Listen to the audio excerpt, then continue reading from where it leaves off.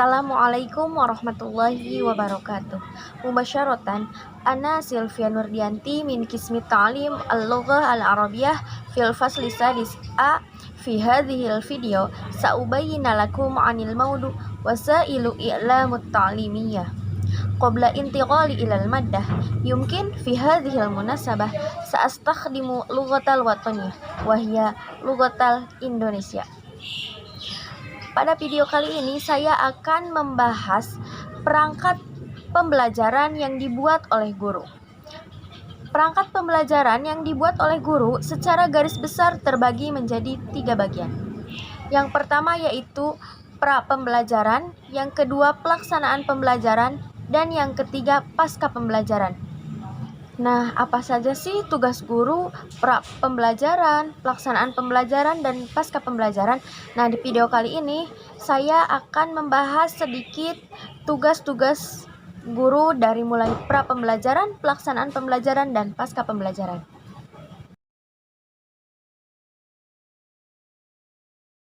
Yang pertama, tugas guru pra pembelajaran. Di sini ada silabus.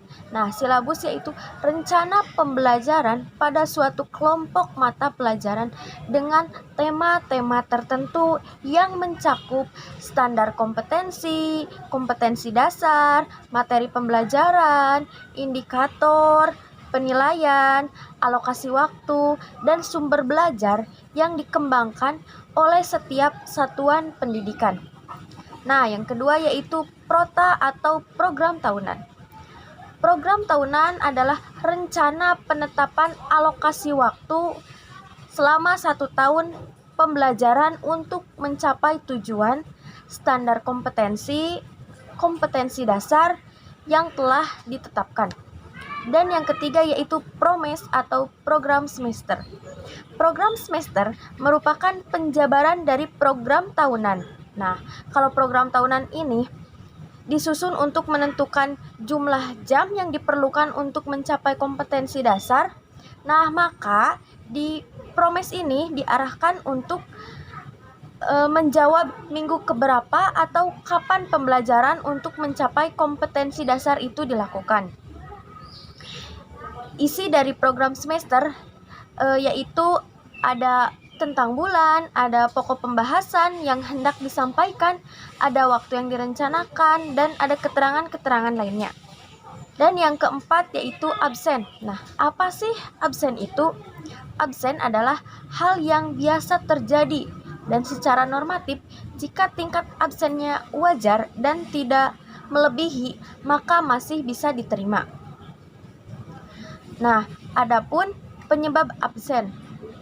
Yang pertama karena sakit, yang kedua karena keinginan. Nah, selanjutnya yaitu yang kelima jurnal. Nah, apa sih jurnal itu? Jurnal adalah suatu formulir yang digunakan untuk mencatat semua kegiatan transaksi yang terjadi sesuai urutan tanggal ke tabel-tabel yang mencantumkan keterangan serta jumlah nominal debit dan juga kreditnya, serta memiliki nilai akhir yang harus seimbang. Nah, tujuannya apa sih? Nah, tujuannya untuk melakukan penilaian, untuk melakukan pencatatan dan identifikasi kegiatan ekonomi, berbagai macam jenis transaksi yang terjadi di dalam suatu perusahaan. Yang keenam yaitu KKM. Apa sih KKM itu? KKM yaitu suatu acuan penentu seorang siswa itu apakah sudah memenuhi kriteria persyaratan penguasaan materi pelajaran tertentu secara maksimal ataukah belum mencapai ketuntasan. Nah, di sini ada kriteria ketuntasan belajar minimal dengan nilai antara 0 sampai 100 untuk setiap mata pelajaran dan ditentukan oleh satuan pendidikan.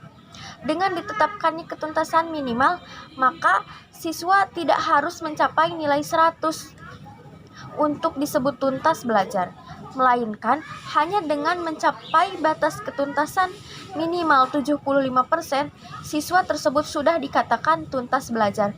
Jadi tidak hanya harus 100% top, tapi 75% juga siswa sudah bisa dikatakan tuntas belajar.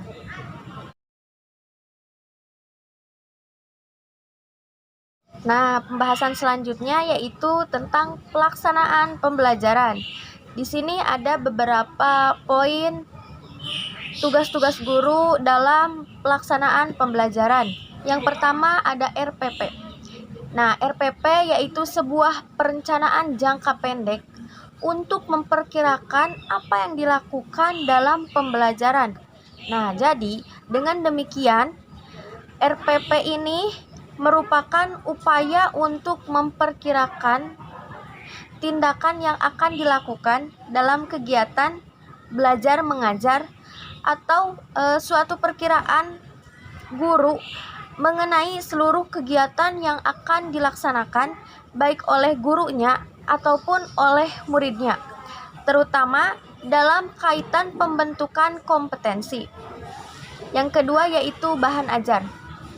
Nah, bahan ajar merupakan suatu bahan atau materi pelajaran yang disusun secara sistematis yang digunakan guru dan juga siswa dalam pembelajaran. Gunanya untuk mencapai tujuan yang diharapkan. Yang ketiga yaitu media pembelajaran. Media pembelajaran yaitu suatu alat bantu yang digunakan dalam proses belajar mengajar. Tujuannya yaitu untuk mempermudah proses belajar mengajar supaya murid merasa tidak jenuh dan juga untuk meningkatkan efektivitas pembelajaran. Yang keempat yaitu metode pembelajaran. Metode pembelajaran adalah cara ataupun jalan yang ditempuh oleh guru untuk menyampaikan semua materi pembelajaran sehingga tujuan pembelajarannya dapat dicapai dengan baik dan sesuai harapan.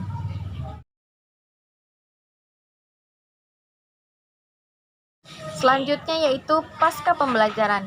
Di pasca pembelajaran ada lembar penilaian, ada bank soal, ada tugas mandiri dan juga tugas kelompok. Yang pertama yaitu lembar penilaian. Jadi di lembar penilaian itu tertulis penilaian siswa, apakah siswa sudah bisa mencapai tujuannya ataukah belum. Penilaian bertujuan untuk mengumpulkan informasi tentang kemajuan peserta didik. Penilaian juga dilakukan berdasarkan indikator-indikator pencapaian hasil belajar peserta didik. Dan yang kedua yaitu bank soal. Nah, bank soal merupakan sekumpulan dari butir-butir tes yang diorganisasikan dan dikatalogkan untuk mencapai jumlah tertentu. Nah, baik itu berdasarkan isi dan juga karakteristik butir. Nah, di bank soal ini ada beberapa soal-soal, diantaranya ada soal-soal yang mudah, soal yang sedang, dan bahkan sampai soal-soal yang rumit.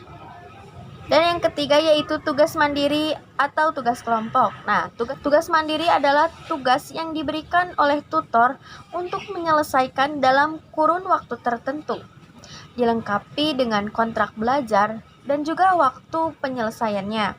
Jadi, di sini disepakati antara tutor dan siswa. Tujuannya untuk melatih keberanian siswa sehingga siswa bisa tampil di depan umum dan juga untuk lebih memaksimalkan media sosial untuk sarana pembelajaran. Kesimpulannya, jadi seorang guru itu harus memperhatikan dari pra pembelajaran, pelaksanaan pembelajaran, dan juga pasca pembelajaran karena di situ tugas-tugas guru sangatlah penting khususnya untuk para siswanya. Karena keberhasilan siswa tergantung gurunya. Apabila metodenya, strateginya bagus, siswa juga akan berpotensi maksimal. Begitupun sebaliknya. Yumkin hadza minni syukron wa afwan. Wassalamualaikum warahmatullahi wabarakatuh.